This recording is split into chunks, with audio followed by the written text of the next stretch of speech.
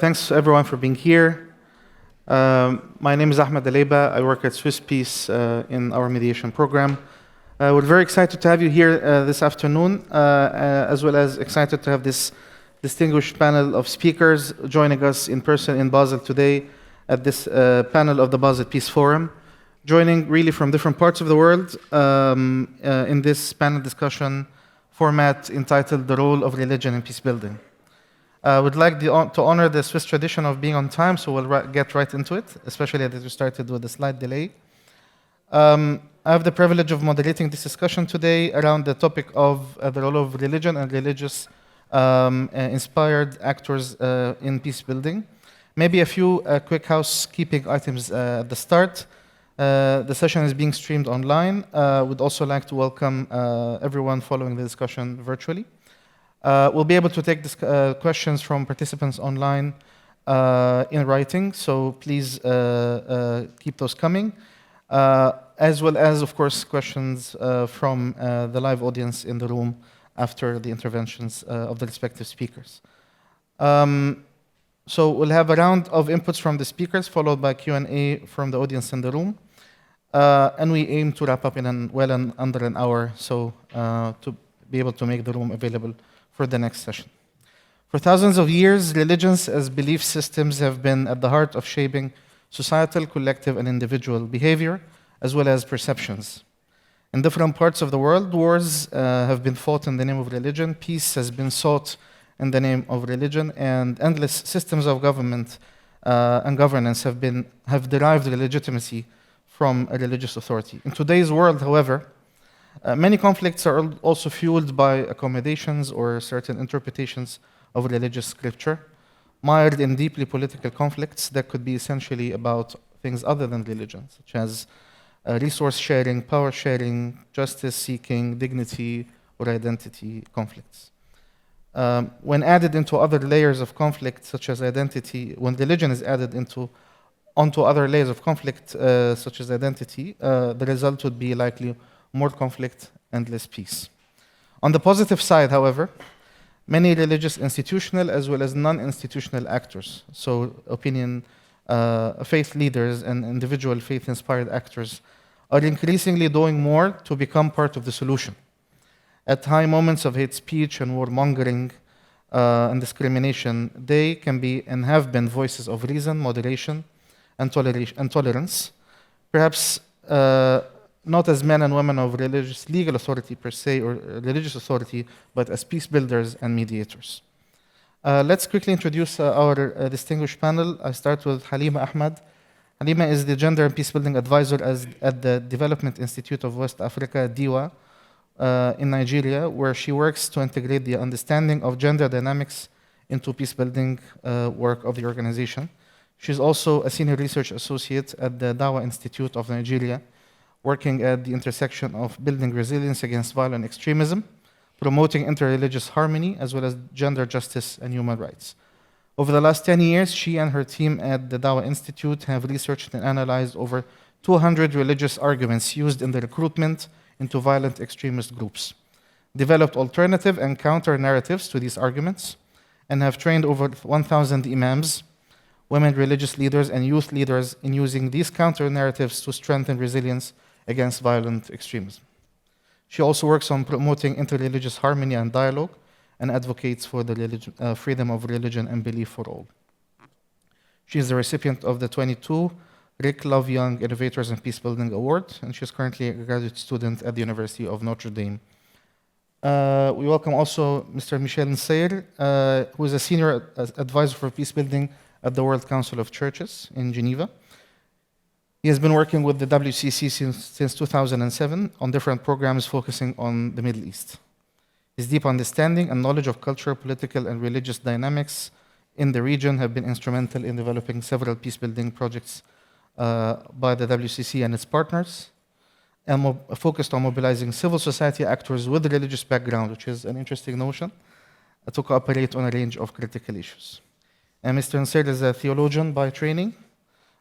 He was a lecturer at the St. John of Damascus Theological Faculty at Balamand University in Lebanon, where he holds his master's thesis in theology and holds a high diploma in biblical studies from the Catholic Institute of Paris. We also welcome Vahidin Omanovic, who is a professional trainer in nonviolent cultural and conflict resolution, nonviolent communication and conflict resolution, who founds and co-directs the Center for Peacebuilding in Bosnia and Herzegovina. For years, he believed that revenge would relieve him of his anger coming out of the conflict and heal the scars he carried away from the war.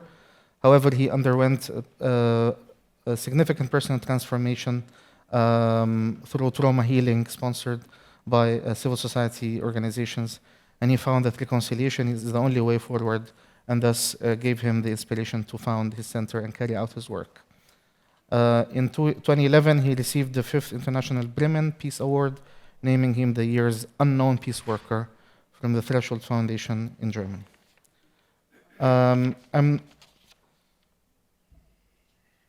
He's also a regular instructor at the Auschwitz Institute for the Prevention of Genocide and Mass Atrocities, Lemkin seminars. And last but not least, Matthias Wevelsiep is the Director of Programs and Operations at the Network of Religious and Traditional Peacemakers. Before that, he was working for the Finn Church Aid for many years, developing its program unit. And he brings over 15 years in experience in international development cooperation and peace building from Africa, Asia, and the Americas. Before that, he works toward the Crisis Management Initiative, CMI, and with Plan International Finland. I haven't done justice to your bios because they are much more extensive, but in the interest of time, perhaps we could already move into discussion.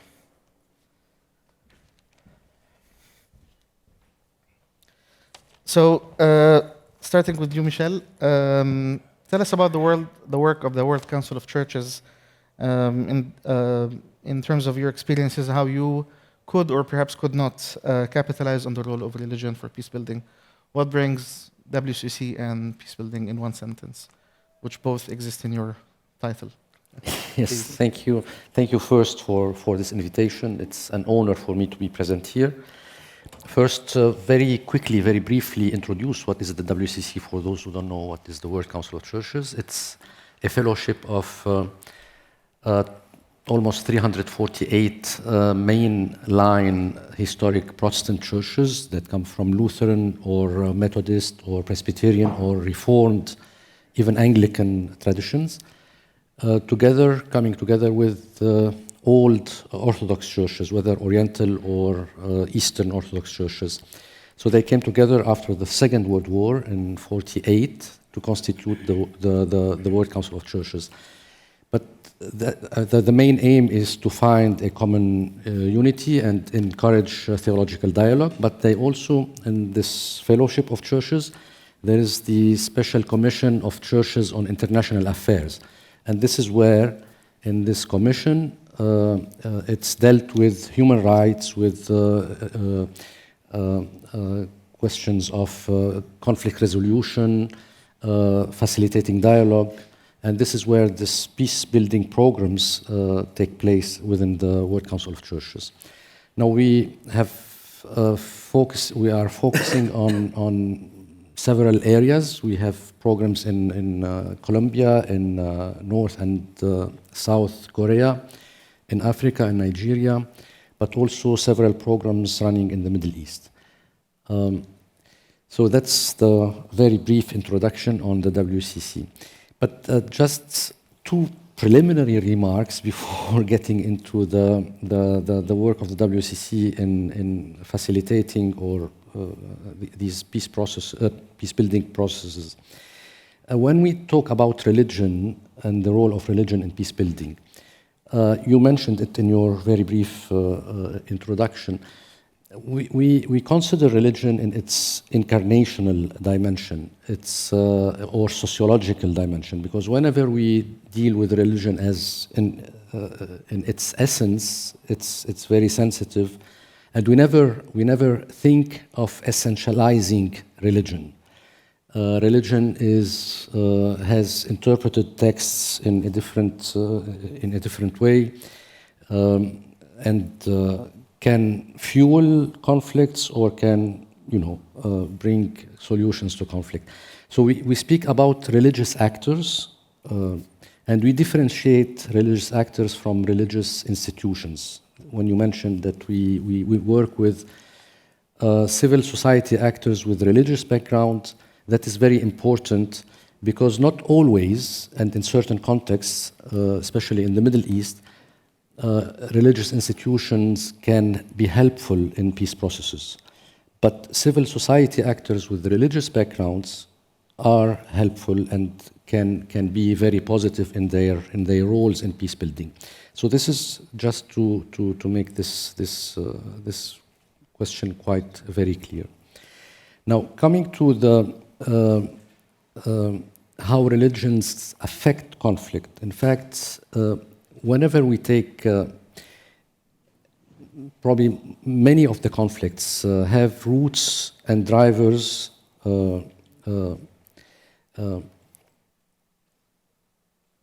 that are religious ones. But very often, these conflicts are mainly political and not religious. But it remains that many parties to these conflicts use strong religious and sometimes sectarian rhetoric and are themselves religiously motivated. However, if we want to analyze and address these conflicts only through religious and confessional sectarian perspectives, that does not give us a holistic approach to these conflicts. At the same time, if we disregard the religious and or confessional driver of the conflict, and that we ignore an important dimension of it.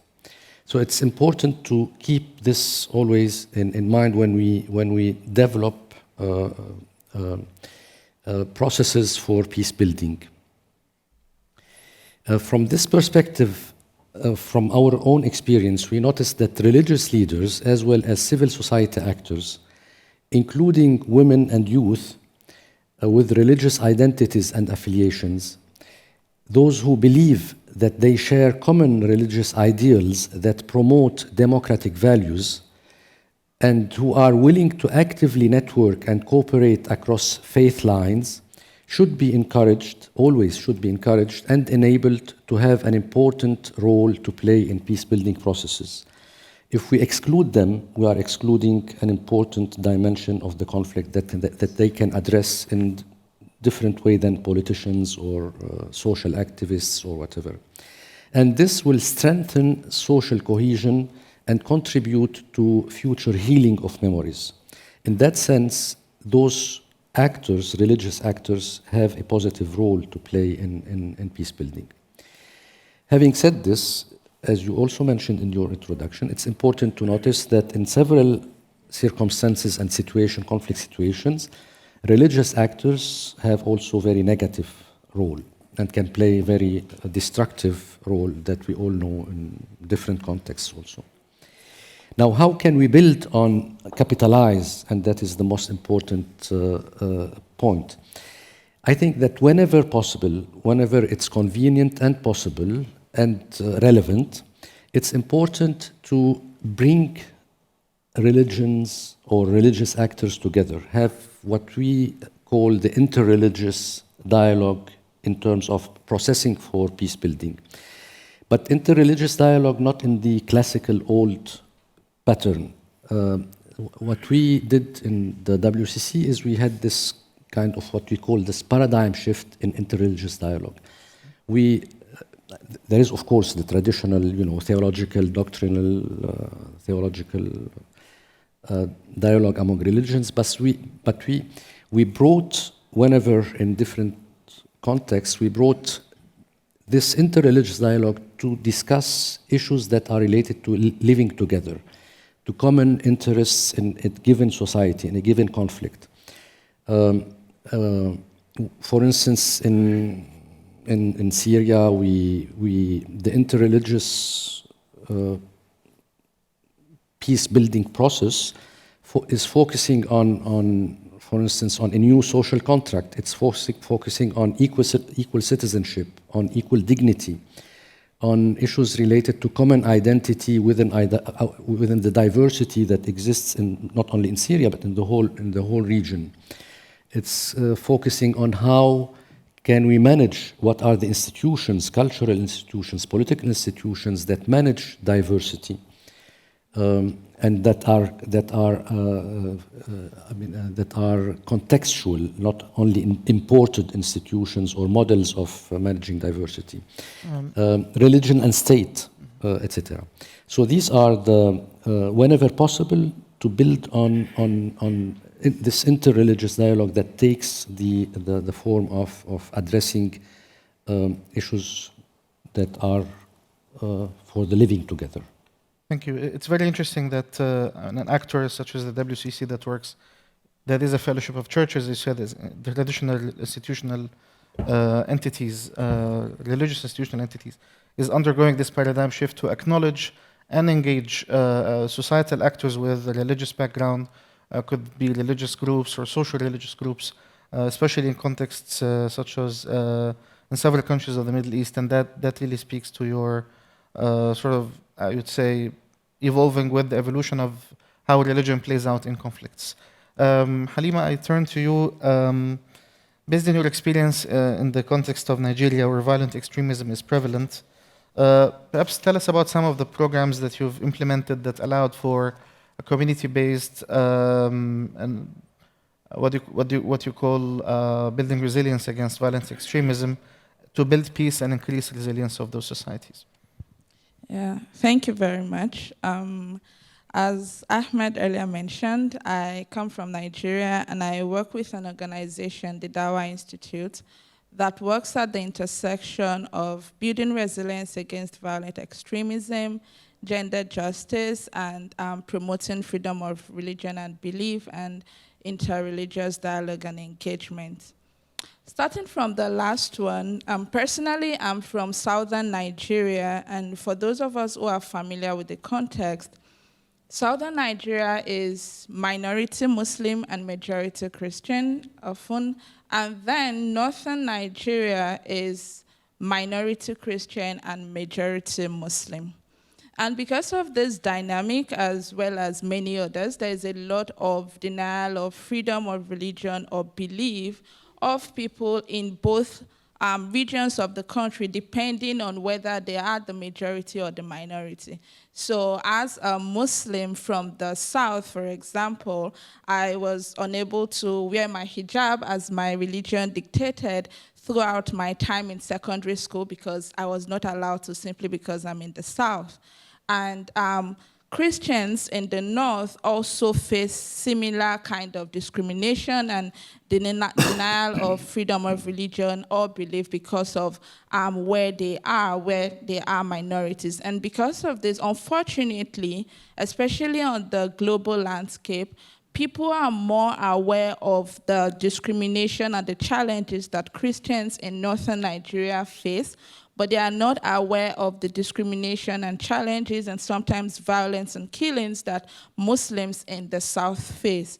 And because of this, a lot of interventions related to peace building and promotion of freedom of religion and belief in Nigeria are all focused on the North, neglecting the South. So this is one of the areas that we work on, calling attention to the reality that we need to promote religious tolerance and peaceful coexistence, both in the North and in the South, and people should have the right to be who they are, to exist, to practice their faith or belief, irrespective of whichever part of the country that they are in, and irrespective of whether they are in the majority or minority.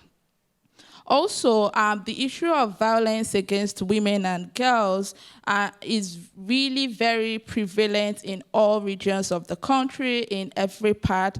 And it's also a little bit more challenging because often some of this some of the violence against women and girls have cultural or religious connotations, which makes it important that we have to be faith sensitive when we're trying to address these issues. And as a result of this, our organization works on addressing this issue from a faith-based perspective and making people understand what the religion actually says about this issue and how it is different from what is obtainable in our society. And talking about our flagship project, our program that is targeted towards building resilience against violent extremism. For those of us who are familiar with Nigeria, we would know that the country, especially in the northeastern region, has been dealing with violent extremism for over a decade now. And while things have improved, there is still a lot of work to be done. So my organization works especially on the religious arguments that are used in recruitment into violent extremist groups. And in order to address this issue, one of the first things we had to do was to recognize, to collate, to collect all of those narratives and arguments that are used for recruitment into violent extremist groups like Boko Haram.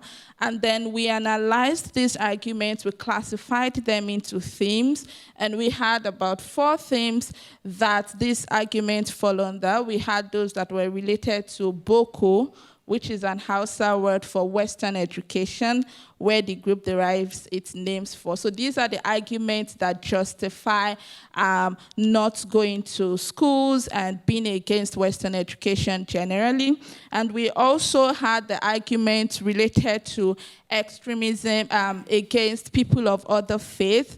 These are arguments that has to do with al-wala wal-bara, or relationship with Christians and people of other faiths. And these are arguments that justify aggression against people of other faiths. In our own context, it's Christians. And then we also had those arguments that are related to the issue of jihad and terrorism and fighting and violence, and what is their understanding on this issue of fighting. And lastly, we had those arguments that are related to the issue of state and democracy and governance and voting and all that kind of issues. So we had to theme this argument, and then we started to respond to those arguments, developing alternative and counter-narratives to these narratives. And these counter-narratives, these responses, we had to ensure that they were from a faith-based perspective. So this is not just logic. Rather, it has to be from the same sources where these arguments came from. So our responses are also based on the Quran, on the Hadith, which are the primary sources of law in Islam, and also on other secondary sources of law in Islam. Also, after gathering the narratives and responding to them, then we start to engage the religious gatekeepers. These are the people who deal with the community on a day-to-day basis. Our approach to peace building is that we do not go directly to communities and start to implement projects, because we know that there is a limit to how long we can stay in a particular community. Maximum 3-5 years we're going to leave. And also, it's not going to be as efficient because there is a limit to how many communities we can be in at the same time. Rather, we understand that there are religious leaders, there are religious actors, there are women leaders who lead various Islamic Society of Women. We have youth groups like the Muslim Society of Nigeria and many other youth groups where their leaders are very influential, and they already have their constituencies, they have their congregants, they have these people that they listen to, that they consider credible. So instead of our organization going to implement directly and trying to change the narratives directly, we work with these religious gatekeepers who already have credibility in the community and who would continue to be in those communities probably till the end of their lives anyway. And then we build their capacity to be able to respond to these narratives and arguments that are used in recruitment, because we realize that often the challenge is when people come up with these arguments, the scholar sometimes doesn't know how to respond. And so we build their capacity, we help them to be able to respond to this argument, but it's not just about responding, because then that is reactive. So we build their capacity and we encourage them to rather be proactive, so that more balanced and nuanced interpretations of religious texts are infused into their own sermons and khutbahs and lectures, and gradually with time this permeates the society. And what we have seen in all of the communities where we have implemented this program is that the impact is more long-lasting. These people are able to continue to do this work long after we have ended our projects and our interventions with them.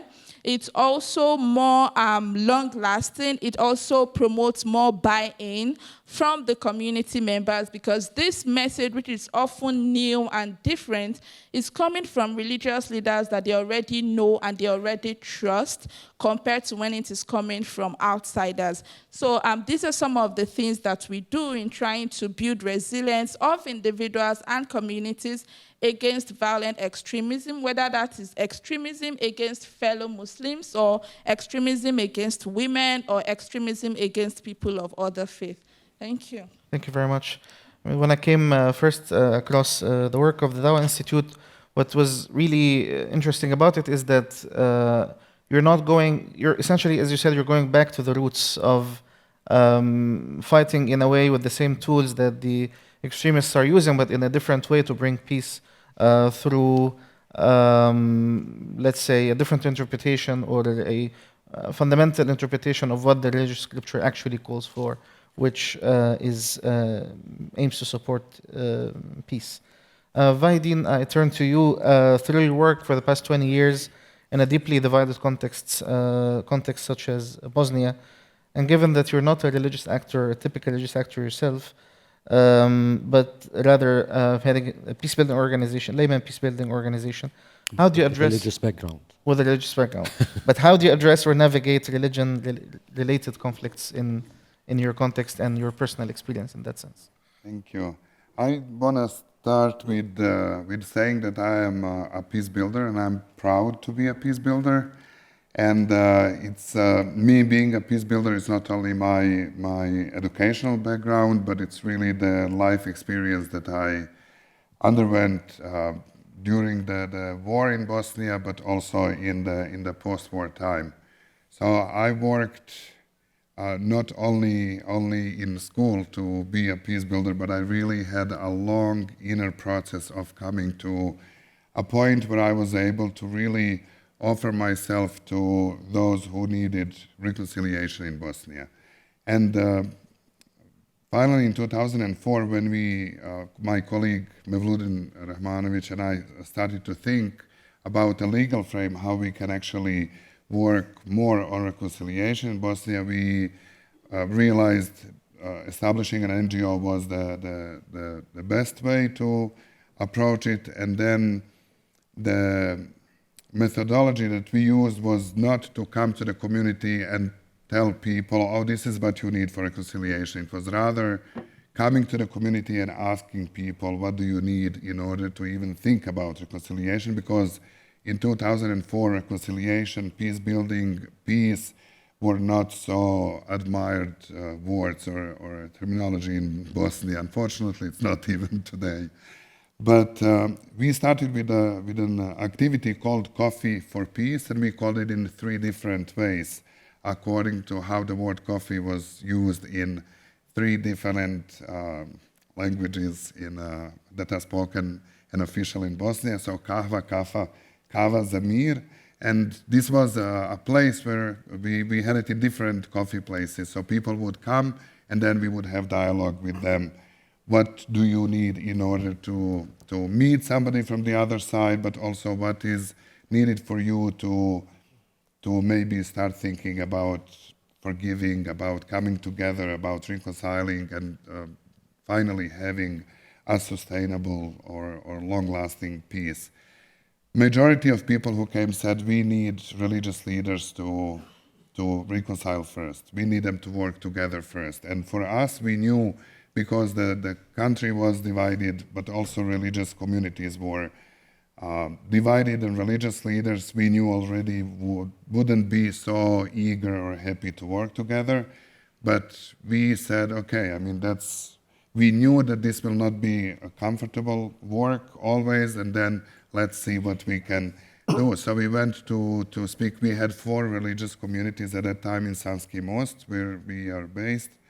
And we went to all 4 of them and asked them if they would like to come just to have coffee without media, we didn't have any project, nothing, just us coming together as people from this community, getting to know each other, and of course having coffee. And from the Islamic community and the Serb Orthodox Church, the answer was very clear, no, because they had personal issues. We were lucky that Catholic Church, we had Franciscan monk, and in Bosnia traditionally Franciscans are very devoted to community, to peace, to coexistence in peace. And the Protestant church, it was very small community, so the Protestant priest, he was kind of okay to meet, but he could also live without meeting them.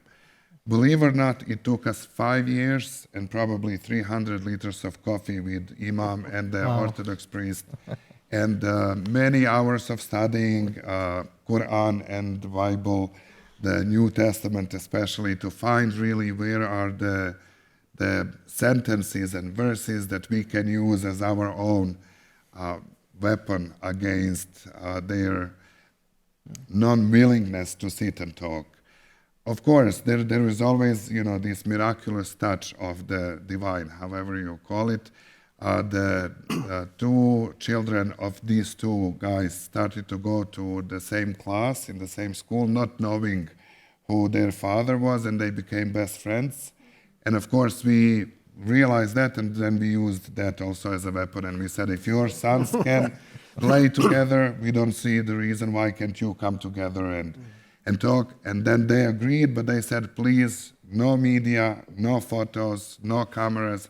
And we said, no, just let's sit and talk. We knew, our expectation was that as soon as they come together, that they will see human beings in each other. And of course, this was 9 years after the war, so it was the war wounds were still very much alive, and this war stories, war narrative was very much present. But believe it or not, after half an hour, they became best friends forever. And we were like, we couldn't believe it took us 5 years to bring you together. And then they even initiated, they said, why don't we do something for a bigger community? We were like, that's what we've been planning to, if you would agree. So they agreed that they would come, that we organize an event, that they would come and talk about how peace building is mentioned in the sacred text of each of tradition.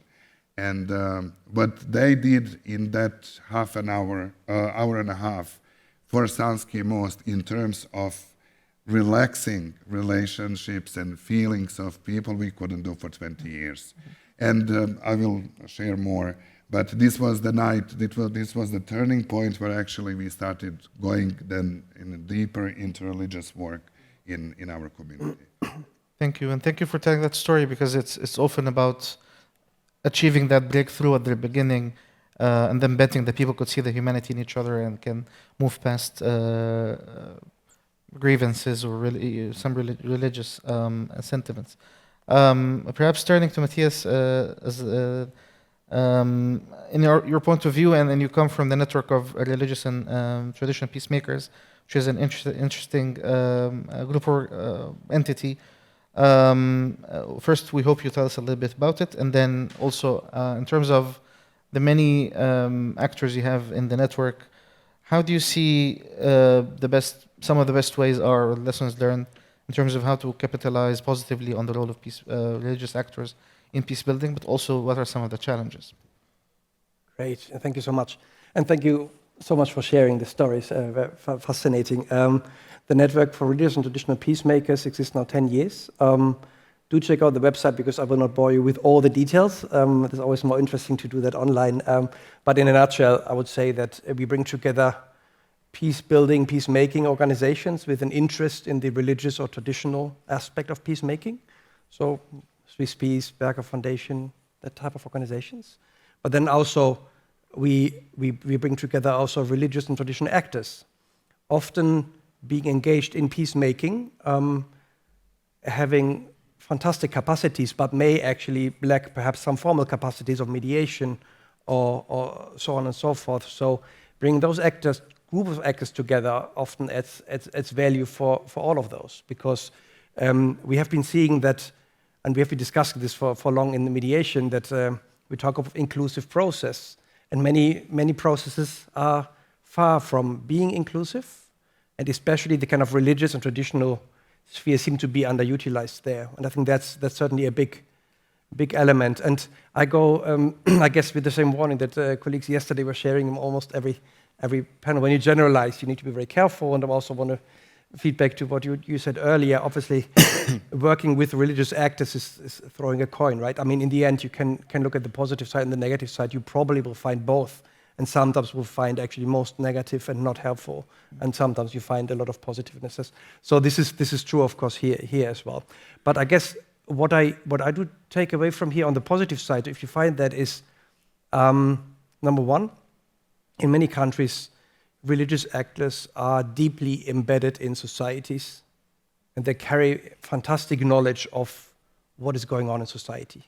Now, if we're assuming in a certain country that they haven't been conflict party, they are not actively driving conflict, they're actually, relatively speaking, more distant from political process, then they can be really, really helpful. And I'm saying this also because in the light of many experiences, let's name Afghanistan for one, it seems international actors can be in countries for decades, spending tremendous amount of money and still have no clue really what's going on in society. I mean, okay, a bit blunt, but in a way, right? So I think this is where religious and traditional actors can be very helpful if understood well and if engaged well. And I think that's where the network has done some work, and I think where we can do even better. Secondly, perhaps, and again, if they are not so close to political process, they come in with convening power and credibility. We have seen that in examples. I don't want to feed on what you said earlier, but I think in South Sudan we have seen similar. There were clear no-go areas where none of the international or even national actors would be able to reach out to. But some priests could go there with less risk, actually, because they wouldn't, for some reason, they have that convening power. They can talk to General X and prevent the next conflict. I think that's where you need to be aware of that possible convening power and access. So, I mean, altogether, I would say religious actors, for being so deeply embedded, would need to be utilized, but it always comes back to the analysis, understanding well enough who are the actors in society. And that's where international actors usually are struggling, because we don't know the context. I mean, we don't even get the political analysis right, to be honest, right? I mean, it takes us really long time to get the political analysis right. We may not understand why does it take 5 years for two actors to discuss. And the same goes with religious actors. But if we are able to do that investment right and find those kind of peace assets in a sense, I think they can be valuable. And we have been doing some great work that I want to say. Luckily, Vahidin was part of this with Berger Foundation and with the German government on, we call them faith mediators, earlier also faith-oriented mediators. So trying to identify insider mediators from that society, coming from a faith background, or at least being kind of oriented towards faith, and seeing how can they be helpful in the process. And again, if homework is done well, there's tremendous amount of positive change that can be achieved through those. Now, I don't want to spend all this time, and again, it's good to have also some questions from the audience. So I will need to touch a little bit on the negative side, as I promised on the coin in the beginning. And there's number one, even in those scenarios where the actors are well positioned to support peace, a do no harm is an incredibly important aspect here. And this is where the difference let's say with the network, with Free Church Aid, where we are hosted, with other international actors, is if things go bad, we leave, right? We run out of Afghanistan, so to say, although we haven't been there. But the insider supporter, they cannot go, they will not go. This is where they're coming from, right? So if things go wrong, they are at incredibly high risk. So this is also, I think, an important challenge for any process to understand how can we move relatively safely without endangering those actors too much. But the biggest challenge, I think, is that religion and political process, I think, as was referenced earlier, they are incredibly intertwined, and in a lot of context, it may indeed be a no-go, or, again, I go back to get your analysis right. You need to be very careful of how you engage and can you engage. And sadly, probably a lot of the current discussion on Ukraine that we have heard here as well is a terrible example where religion and politics and power are so close together that it's really difficult to see a direct positive engagement possibility.